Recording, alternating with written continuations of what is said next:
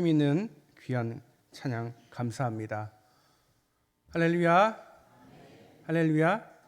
우리 이곳에 오신 우리 모든 성도님들께 주님의 크신 은혜가 함께 하시기를 축복합니다. 오늘은 나의 모든 것 변하고 라는 제목으로 말씀을 전하겠습니다. 오늘 말씀 또한 이번 주 다음 주 두 주 이어서 전하도록 하겠습니다. 지금은 이제 고인이 된 미국의 흑인 가수 마이클 잭슨, 모르는 사람이 아마 없을 겁니다. 저 어렸을 때도 마이클 잭슨 흉내내는 사람들이 참 많았어요.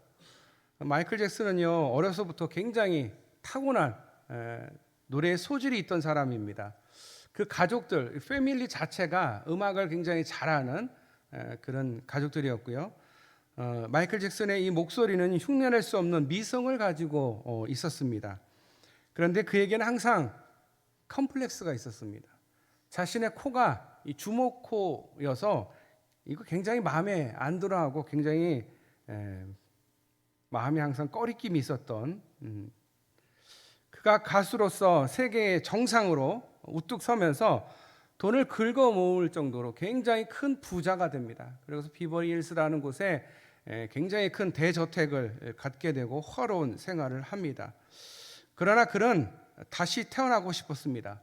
거울 앞에 서면 자신의 검은 피부와 이 주먹코가 항상 마음에 들지 않았습니다. 그렇다고 해서 엄마의 뱃속에 들어갔다 나올 수도 없는 노릇입니다. 뾰족하고 정말 날카로운 그런 코를 지닌 백인 여인의 그런 뱃속에 들어갔다 새롭게 태어날 수도 없습니다. 그래서 그가 갖고 있는 돈으로 성형수술을 하게 됩니다. 수십 차례의 성형수술을 하게 되는데 흑인도 백인도 아니고 남성도 여성도 아닌 애도 아니고 어른도 아닌 괴이한 모습의 얼굴을 갖게 됩니다. 오죽하면 최악의 성형수술자 콘테스트에서 1등을 할 정도였습니다. 우리가 볼 때는 굉장히 안타까웠습니다. 피골이 성잡한 얼굴을 갖고 있어서 그 유명한 마이클 잭슨의 모습이 점점 기괴해지는 것에 대해서 걱정하는, 우려하는 목소리가 높았습니다. 또 성형수술의 부작용으로 햇빛을 전혀 쬐일 수가 없었습니다. 햇빛이 닿으면 이 피부암이 생기기 때문에 항상 얼굴이나 항상 자신을 가리거나 아니면 밤에만 주로 이동을 해야만 했습니다. 제가 오늘 성형수술의 폐해를 이야기하려고 하는 것이 아닙니다. 자기 마음에 들지 않는다고 다시 태어날 수 없다, 그것이 인간의 한계다라는 말씀을 드리고자 하는 것입니다. 아무리 돈이 있다 하더라도 새롭게 태어날 수가 없습니다.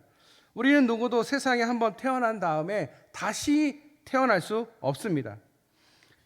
트랜스젠더처럼 남성이 여성으로 여성이 남성으로 변한다고 해도 그것은 성전환일 뿐 새롭게 태어나는 게 아닙니다. 그런데 오늘 본문에서는 다시 태어나는 일에 대해서 예수님과 니고데모의 진지한 대화가 나옵니다.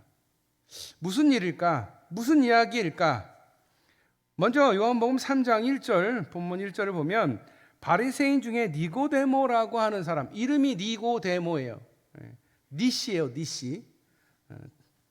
니고데모라는 사람이 나옵니다. 이 사람이 유대인의 지도자입니다. 니고데모는요, 신앙의 종파로 볼 때는 바리새인이고요, 사회적 지위로 볼 때는 유대인의 지도자라고 하는 높은 지위를 갖고 있었습니다. 율법에 정통한 랍비요, 사내들인 공의회원입니다. 사내들인은 로마 통치 당시에도 종교와 관련한 모든 사항을 총괄하는 최고의 권력기관이요, 유대의 최고 의회이면서 최고의 재판소였습니다. 그렇게 니고데모는 지금으로 말하면 종교적으로는 신학 박사요, 사회적으로는 국회의원이었으니 신분이 굉장히 높은 그런 사람이었음이 틀림없습니다. 그런데 그가 밤에 예수님을 은밀하게 찾아옵니다. 2절입니다. 그가 밤에 예수께 와서 이르되 랍비여, 우리가 당신은 하나님께로부터 오신 선생인 줄 아나이다. 하나님이 함께 하시지 아니하시면 당신이 행하시는 이 표적을 아무도 할 수 없음이니이다. 이 이야기로 니고데모의 이야기가 시작이 됩니다. 니고데모는 바리새인으로서 유대인의 관원으로서 매우 신중한 태도를 보여줍니다.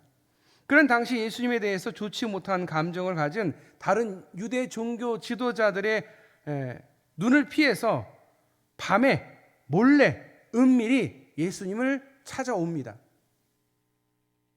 다른 한편으로는 예수님이 낮에 바쁘시니까 한적한 밤에 예수님과 깊은 영적인 대화를 나눌 수 있겠다라고 생각을 해서 일부러 늦은 시간을 선택했을 가능성도 있습니다. 니고데모는 예수님께 첫 마디 예수님을 랍비어라고 부릅니다. 그런데 자신이 정통한 유대인이면서 존경받는 랍비였던 니고데모가 당시 30살도 되지 않은 30살 정도 되는 그런 예수님을 랍비라고 부르는 것은 아주 이례적인 일입니다. 아주 이례적인 일이에요. 랍비가 되려면 우선 정규 교육을 받아야 되고요. 또 나이가 40이 넘어야 됩니다. 그런데 이 두 가지 조건을 다 예수님을 전혀 해당하지 않는 분이에요. 그런데도 니고데모가 예수님을 랍비어라고 부른 이유는 그만큼 예수님을 존경하는 마음을 품고 있었던 니고데모의 마음이 반영된 것 같습니다. 니고데모는 여러 통로를 통해서 예수님에 관한 정보와 소문을 얻게 되었습니다. 그래서 나름대로 예수님이 하나님에게서 오신 선생이다라고 확신이 섰던 것 같습니다. 특히 갈릴리 가나 혼인잔치로부터 시작된 예수님의 많은 표적들을 보면서 예수님을 믿게 되었을 가능성이 큽니다. 당시에는 이스라엘이 정치적으로, 경제적으로, 사회적으로, 종교적으로 혼란스럽고 어려운 상황에 있었기 때문에 이스라엘 백성들이 오랫동안 메시아를 기다리고 있었습니다. 그런데 물로 포도주를 만들고 병자를 치유하시는 그분의 능력을 보고는 이분은 분명히 하나님께로부터 온 분이다. 그러지 않고는 이 세상에서 이런 일을 할 수 있는 사람이 없지 않는가. 무언가 우리와 다른 분임이 틀림이 없어. 아마 구약시대의 엘리야나 엘리사 같은 그런 위대한 선지자가 아닐까라고 판단했던 것입니다. 그래서 크게 용기를 내서 예수님 앞에 나와서 랍비어 이렇게 부른 것입니다. 그런데 예수님은 니고데모의 관심이 뭔지, 왜 왔는지 간파하셨습니다. 자, 그래서 예수님께서 3장 3절에 이렇게 말합니다. 예수께서 대답하여 이르시되 진실로 진실로 내게 이르노니 사람이 거듭나지 아니하면 하나님의 나라를 볼 수 없느니라. 그러니까 니고데모의 관심사가 뭡니까? 왜 예수님을 찾아왔을까? 예수님이 간파했습니다. 바로 하나님 나라에 관한 관심이 니고데모에게 있다라는 것을 예수님이 아셨어요. 그래서 다른 이야기를 하기보다 거듭나지 아니하면 하나님 나라를 볼 수 없다라는 것을 이야기하고 있습니다. 니고데모가 최고의 자리에 있고 아무리 그가 부자고 그래도 그 사람이 원하는 건 뭘까요? 더 많은 부자, 더 높은 위치가 아니라 하나님 나라, 천국 가는 게 니고데모의 소원이었던 것 같아요. 아마 그러면 어떻게 예수님이 대답을 하는지, 천국을 정말 우리가 갈 수 있는지 아마 이런 궁금증이 있었던 것 같아요. 그게 니고데모의 관심사였습니다. 니고데모가 이르되 사람이 늙으면 어떻게 날 수 있사옵나이까. 이 거듭나지 아니하면 하나님의 나라를 볼 수 없다라고 하니까 니고데모가 다시 묻는 거예요. 늙으면 어떻게 다시 태어날 수 있겠습니까? 두 번째 모태에 들어갔다 나을 수 있사옵나이까? 그러니까 불가능하다는 얘기를 하는 거죠. 어떻게 다시 아기로 나왔다가 다시 두 번째 엄마 뱃속에 다시 두 번째로 다시 태어날 수가 있겠습니까? 이 거듭난다라는 말을 다시 태어난다라고 이해를 한 거예요. 그러자 예수님 대답을 하시는 거예요. 예수님께서 대답하시되 진실로 진실로 내게 이르노니 사람이 물과 성령으로 나지 아니하면 하나님 나라에 들어갈 수 없느니라.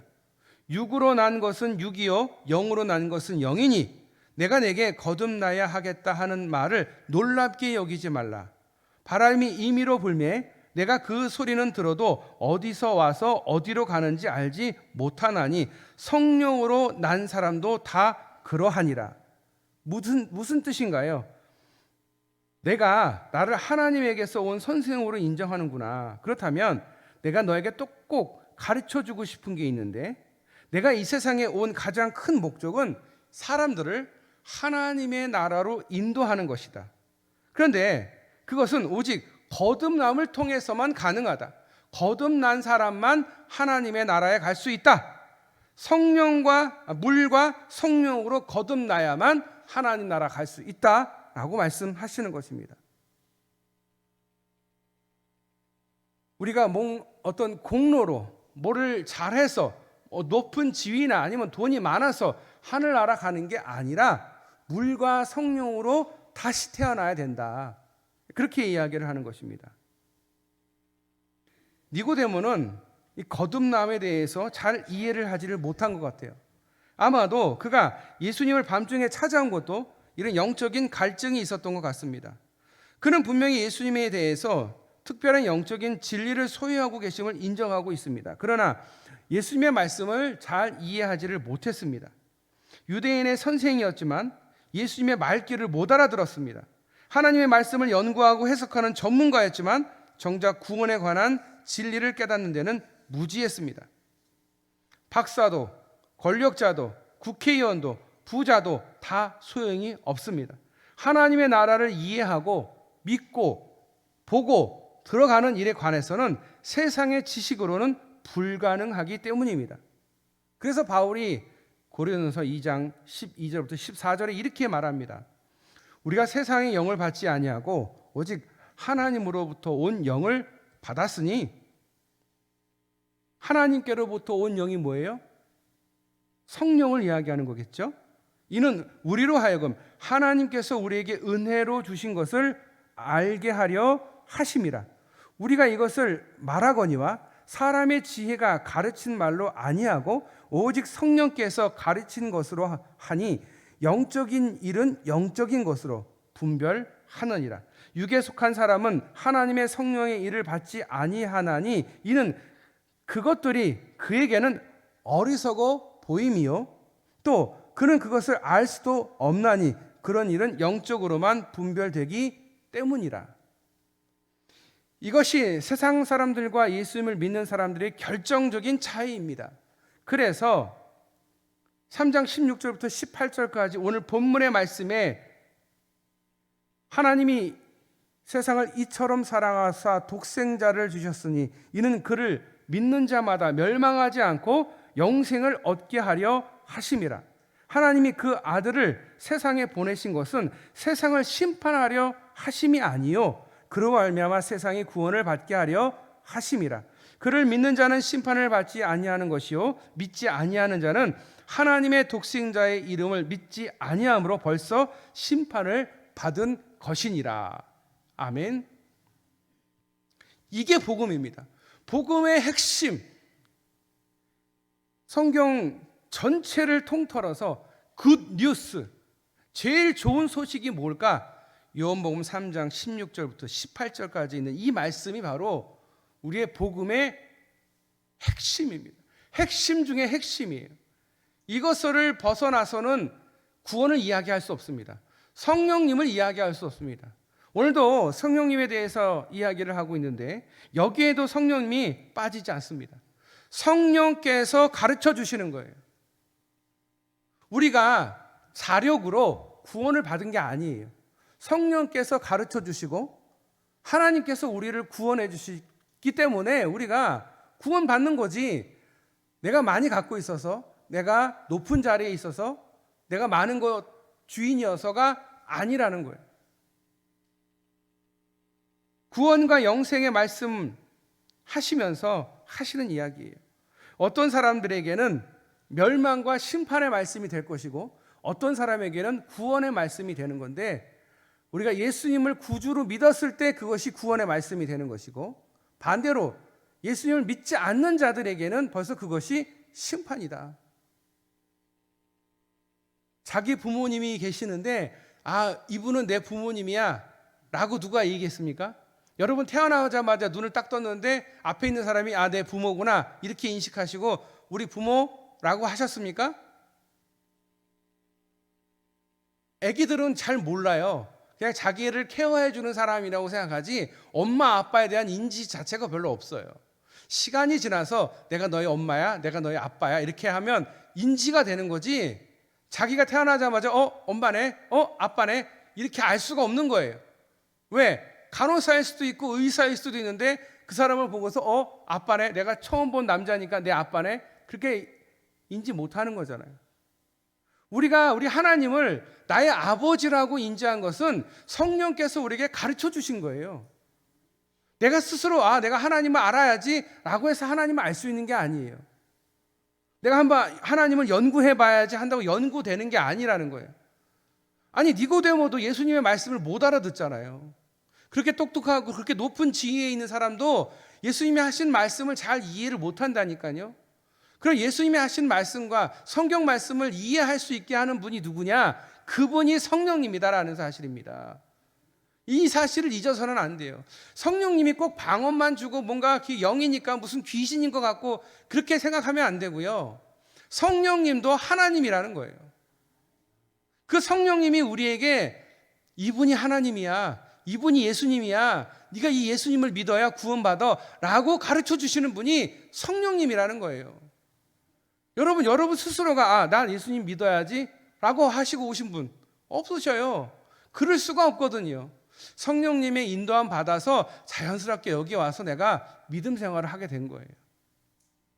어려서 사탕 먹으러 어려서 교회 몇 번 다니다 보니까 거기에 하나님이 있대, 거기 나의 구원이 있대, 그렇게 알고 몇 년 동안 교회를 안 다니다가 살다 보니 이제 힘들기도 하고 살다 보니 나에게 어려움도 있고 살다 보니 이제 구원에 대해서, 천국에 대해서, 하나님의 나라에 대해서 관심을 갖게 되고 그때 어렸을 때 들었던 이야기가 생각이 나서 교회를 찾아오시는 분이 꽤 많습니다. 꽤 많아요. 저는 가나안 성도들이 이렇게 많지만 다 돌아올 거라고 생각이 돼요. 왜냐? 결국 구원의 길은 하나님 믿고 예수님을 알고 이 모든 일을 하는 교회를 통해서일 수밖에 없는 거예요. 교회가 많은 비난과 많은 문제들이 있다라고 해도 결국은 교회가 정답이에요.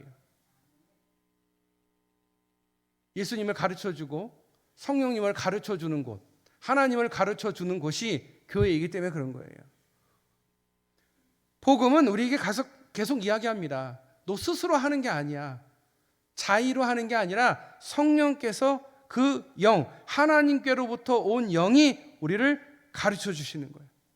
사람에게 지혜를 가르쳐 주는 분, 성령, 그분이 영적으로 우리에게 가르쳐 주시기 때문에 우리가 믿게 되는 거예요. 복음의 말씀이 어떤 사람에게는 구원이고 영생이 되는 이유가 여기 있는 것입니다.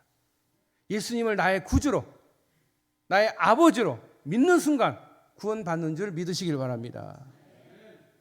그러면 물과 성령으로 거듭난다, 새롭게 태어난다, 이 무슨 말일까? 우리는 어떻게 물과 성령으로 거듭날 수 있을까? 예수님의 말씀의 의미는 뭘까? 오늘부터 다음 주까지 차분하게 한번 살펴보도록 하겠습니다. 첫 번째, 위로부터 다시 태어나는 것을 이야기합니다. 본문 말씀 3장 3절에 사람이 거듭나지 아니하며 하나님 나라를 볼 수 없느니라. 여기서 거듭이라는 말은 아노텐이라는 헬라어입니다. 이 말은 1차적으로 위로부터를 뜻하고 2차적으로는 다시를 뜻하는 부사입니다. 그러니까 위로부터 다시 태어난다라는 것을 의미하는 거예요. 하나님의 힘으로 새롭게 태어나는 것을 말하는 것입니다. 하나님의 힘으로, 하나님의 능력으로 새롭게 태어나는 것을 말합니다. 땅에 있는 우리는 스스로 태어날 수 없습니다. 엄마 뱃속에서 자라나서 엄마가 보내줘야, 내가 나와야 되는 이런 땅의 법칙만을 얘기하는 것이 아니라 하늘의 법칙을 얘기하는 거예요. 하나님의 힘으로 새롭게 태어나는 것. 세상에 그 누구도 한 번 태어난 뒤에 다시 엄마 뱃속에 들어가서 다시 나올 수 없습니다. 한 번 끊어진 탯줄이 다시 이어질 수 없고 다시 재생될 수 없습니다. 우리는 가끔 주변에서 예전과 달라진 사람들을 발견하게 됩니다. 새해가 되면 여러 가지 계획을 세우는데 그중에 담배와 술을 끊겠다라고 용기를 내는 사람들이 많습니다. 어떤 사람은 작심삼일, 어떤 사람들은 작심사흘. 어쨌든 그 시간을 채우는 사람들도 있고 못 채우고 다시 술과 담배에 손을 대는 사람들도 있습니다. 자, 그렇게 하면 끝까지 견뎌내서 금단 형상을 이겨내고 다른 사람이 되는 사람들이 있습니다. 또 소위 갱생원이라고 해서 교도소에 들어갔다가 거기서 죄질이 더 나빠지는 사람도 있지만 개가천선해서 새로운 인생을 다시 살은 사람들도 있습니다. 반면에 나이가 들수록 더 고집을 피우고 더 사악해지며 사람들을 해치고 무자비하고 무지하고 무식한 사람들도 있습니다. 사실 인간의 노력으로 어느 정도 우리는 다른 사람이 될 수 있습니다. 그러나 아담 이후로 중요한 겁니다. 그 누구도 스스로 죄인의 신분에서 의인으로 타락한 자녀에서 하나님의 자녀로 될 수가 없습니다. 제가 단언합니다. 어느 누구도 스스로 죄인에게서 의인이 될 수 없고 타락한 자녀에서 하나님의 자녀가 될 수 없습니다. 자력으로 할 수 있는 일이 아니에요. 우리 불교에서는 뭐라고 얘기합니까? 윤회가 있다. 그러니까 지금 네가 덕을 더 많이 쌓고 도를 닦으면 다음에 더 훌륭한 사람, 부처가 될 수도 있다. 윤회의 그 억겁을 벗어나서 부처가 될 수 있다. 그렇게 가르치지 않습니까? 성경은 그렇게 가르치지 않습니다. 인간은요, 그렇게 될 수가 없어요. 하나님이 죄인인 우리를 의인으로 인쳐주기 전에는 우리는 여전히 죄인인 거예요. 타락한 인간인 거예요. 죄악의 굴레에서 스스로 벗어날 수 없습니다. 죄악의 유혹을 거절할 수 없습니다. 우리는 구원에 이르는 일에 전적으로 무기력합니다. 이 사실을 인정해야 돼요. 내가 기도 열심히 하고 성경 열심히 보면 내가 더 의로워질 수 있어? 이런 착각을 하면 이게 사단이 속이는 거예요. 야, 너 의로운 사람이야. 너 정의로운 사람이야. 너 똑똑한 사람이야. 넌 누구든지 판단할 수 있는 능력 있는 사람이야. 이게 사단이 주는 속임수예요. 우리가 의로울 수 없어요. 선포합니다. 나는 의로운 사람입니다. 그렇게 선포한다고 되는 게 아니에요, 여러분. 그렇게 되려면 하나님이 필요가 없고요, 성령님이 필요가 없는 거예요. 예수님이 굳이 십자가에서 우리를 위해서 죽으실 필요가 없는데, 우리를 구원할 길은 우리 스스로가 할 수 있는 일이 아니에요. 우리는 피조물이기 때문에, 만들어진 존재이고 연약한 존재이기 때문에 우리 스스로 우리를 구원할 수가 없는 거예요. 우리를 죄에서 우리가 스스로 벗어날 수가 없는 거예요. 그래서 하나님이 인간의 몸을 입고 이 땅에 오셔서 우리를 위해서 십자가를 대신 지신 거예요. 대신 매맞고 대신 채찍질 당하고 대신 창으로 찔리는 고통을 당해야만 했던 이유는 우리를 구원하기 위해서, 우리가 스스로 자력으로 할 수 없기 때문에 그것을 하나님이 감행하신 거예요. 이게 놀라운 하나님의 은혜인 줄 믿습니다. 그래서 우리가 그 하나님을 믿는 거예요. 그 예수님을 믿는 거예요. 그랬을 때 우리가 하나님의 자녀가 되는 거예요. 그런데 그것도 우리의 자력으로 믿는 게 아니에요. 내가 예수님 한번 믿어봐야지, 내가 한번 하나님 믿어봐야지 라고 해서 믿어지는 게 아니에요. 자연스럽게 하나님이 믿게 하시는 거예요. 여러분들 가운데서 성령님에 대해서 굉장히 좀 어렵게 생각하거나 성령님을 좀 잘 모르는 분들이 계실 거예요, 분명히. 하나님은 잘 알고 있어요. 예수님도 잘 알아. 근데 성령님을 잘 모르겠어. 그런데 그것도 자연스럽게 성령님께서 여러분에게 성령님이 어떤 분인지 가르쳐 주실 거예요. 내가 한번 공부를 한번 깊이 해보면 되겠지? 그러다 보면 신비주의에 빠져요. 막 방언하고 막 치유하고 그러면 그게 성령이 하시는 걸로 생각하는데, 그거는 성령님이 하시는 여러 사역 중에 일부지 그것 자체만, 그것만 아니에요. 그것만으로 만족해서는 안 되고요, 그것만으로도 성령님을 내가 안다라고도 말해서는 안 돼요. 성령님이 하시는 일이 얼마나 많아요. 지금 우리가 지금 몇 주를 지금 계속하고 있어요. 저는요, 사실 몇 주만 이렇게 할까 생각을 했는데 성도님들이 굉장히 많이 은혜를 받고, 우리 목사님 말씀 들어보니까 성령님이 그런 분이신지 이제 처음 알았어요. 아니면 또 많은 은혜를 받고 내가 성령님에 대해서 다시 생각하고 다시 제가 변화됐습니다 하시는 분들도 계시더라고요. 그래서 조금 더 길게 한번 해보려고 해요. 노력해 보려고 해요. 저도 열심히 한번 하나님이 주시는 은혜를 좀 경험해 보려고 해요. 성령님이 어떤 분인지, 내 삶에 얼마나 나를 어떻게 변화시켰는지 좀 깊이 좀 보려고 해요. 그럴 때에 성령님께서 우리를 성경을 통해서 가르쳐 주시는 거예요. 알려주시는 거예요. 나는 이런 존재야. 나는 그동안 이렇게 해왔어. 나는 태초부터 너와 너희들과 함께 했고, 태초부터 이 세상을 함께, 하나님과 예수님과 함께 만든 삼위일체 성령님이야. 이 얼마나 감사합니까? 고린도후서 5장 17절, 그런즉 누구든지 그리스도 안에 있으면 새로운 피조물이라, 이전 것은 지나갔으니 보라 새 것이 되었도다. 하나님께로부터 예수님 안에서 성령의 능력으로 우리는 새롭게 태어날 수 있습니다. 처음 예수님을 믿을 때 우리는 어땠습니까? 정말 하늘을 나는 것처럼 얼마나 좋았습니까? 그 마음 자세가 얼마나 달라졌습니까? 사람 됨됨이가 새로워지지 않았습니까? 삶을 바라보는 시각도 변했습니다. 사람을 대하는 태도도 따스하게 변합니다. 이렇게 내 안에 있는 것만 달라진 것이 아닙니다. 세상도 달라 보입니다. 물도, 풀도, 바람도, 햇볕도, 나무도, 사람들도 다 다르게 보입니다. 거듭나면요, 모든 만물이 새롭게 보입니다. 내 몸의 모든 세포가 생생하게 살아나는 것을 느끼고 더욱 영혼의 굴레에서 벗어나 자유로워집니다. 마음이 바다처럼 넓어집니다. 우리가 이렇게 보면 마음이 좁은 사람들이 계세요. 마음이 요만큼인 사람들이 있어요. 그런 사람들은 진짜 하나님 만나야 돼요. 하나님 만나야 그 좁은 그 마음이 넓어질 수가 있거든요. 자, 하나님을 만나게 되면 왜 마음이 넓어지게 될까요? 세상에 중요한 게 별로 없어지거든요. 세상의 모든 지식과 모든 것을 바울이 배설물로 여겼다고 하잖아요. 중요한 게 아니거든. 오로지 복음을 전하는 데에만 내 목숨, 내가 갖고 있는 거 다 하나님께 드릴 만큼 바울이 그걸 깨달은 거예요. 와, 내가 그동안 모아왔던 거, 내가 해왔던 거, 그거 다 사실은 중요한 게 아니구나. 진짜 중요한 거, 하나님이 주신 이 은혜, 하나님이 주신 이 복음을 열심히 전하는 게 이게 중요하구나 생각했기 때문에 바울이 그 목숨을 걸고 복음을 전한 거예요. 여러분, 사람들이 왜 예수님을 믿을까요? 왜 하나님을 믿을까요? 왜 교회를 갈까요? 안 믿던 사람들이 왜? 자기 아내가 어려운 중에서도 열심히 하나님께 기도하고 열심히 교회에 나가는 모습을 본 남편이, 야, 내가 볼 때 우리 아내가 저 정도로 열심히 이러면 저기 뭔가 있는 것 같아. 궁금해서라도 여러분 오지 않겠습니까?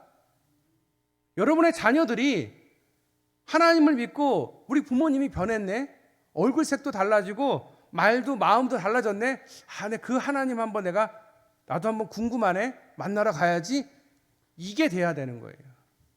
이게 바로 하나님을 만난, 성령님을 만난 사람의 특징이라는 거예요.